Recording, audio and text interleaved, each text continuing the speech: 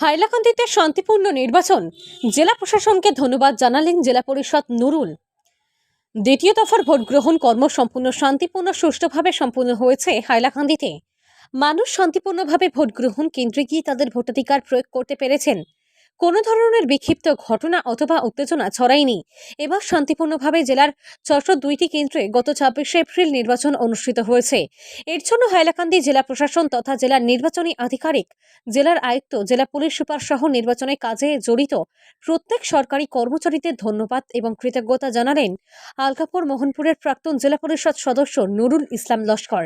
আজ আলগাপুরে সাংবাদিক ডেকে তিনি বলেন, জেলা প্রশাসনের সম্পূর্ণ নিরপেক্ষতা এবং বিচক্ষণতার জন্য হাইলাকান্দিতে কোনো ধরনের ঝামেলা এবং অভিযোগ ছাড়াই নির্বাচন সম্পূর্ণ হয়েছে। এবার হাইলাকান্দিতে কোনো রিপোল নেই। বিশেষ করে ভোট গ্রহণের কাজে নিয়োজিত প্রত্যেক ভোটকর্মী, presiding officer, zonal officer, sector officer সহ পুলিশের কর্মকর্তারা অবাধ ও সুষ্ঠুভাবে নির্বাচন সম্পন্ন করতে যথেষ্ট পরিশ্রম করেছেন।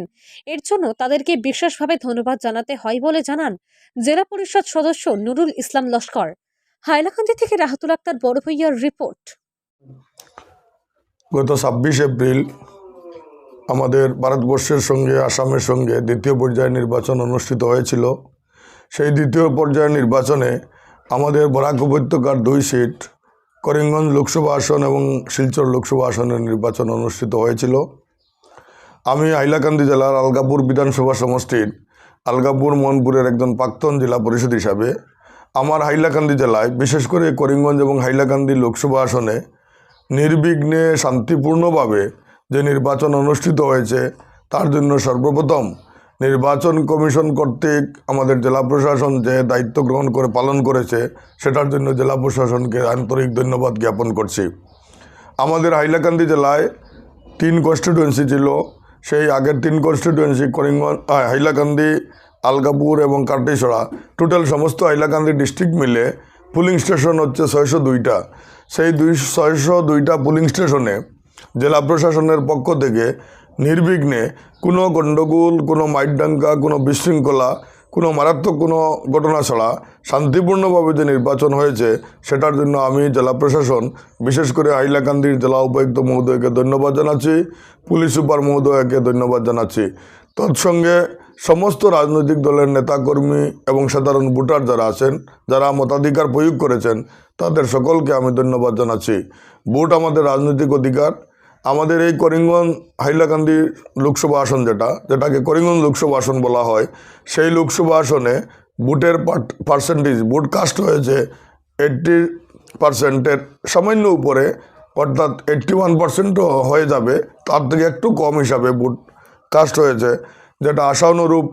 আমি ইতিপূর্বে আপনাদের মাধ্যমে সমস্ত বরাক উপত্যকা আসামের প্রত্যেককে অনুরোধ করেছিলাম যে ভোট আমাদের রাজনৈতিক অধিকার, আমরা ঘরে না বসে আমরা প্রত্যেকের জন্য আমাদের ভোটাধিকার প্রয়োগ করি। আমি আশাবাদী এবং সন্তুষ্ট, জনগণকে বারবার কৃতজ্ঞতা জ্ঞাপন করছি যে এত শান্তিপূর্ণভাবে ৮০% সামান্য উপরে যে মত ভোটাধিকার প্রয়োগ করেছে জনগণ, সেটার জন্য জনগণকে ধন্যবাদ জানাচ্ছি। এবং প্রত্যেকটা রাজনৈতিক দল, তাদের কর্মী যারা আছেন, তারা যে নির্বিঘ্নে কোনো গণ্ডগোল, কোনো কাজিয়া, কোনো ফসাদ, কোনো বিশৃঙ্খলা ছাড়া যে এই ভোট শান্তিপূর্ণভাবে হয়েছে, সেটা আমাদের একটা ইতিহাস। যে দলের প্রার্থী নির্বাচিত হবেন, আমাদের আগাম শুভেচ্ছা রইল।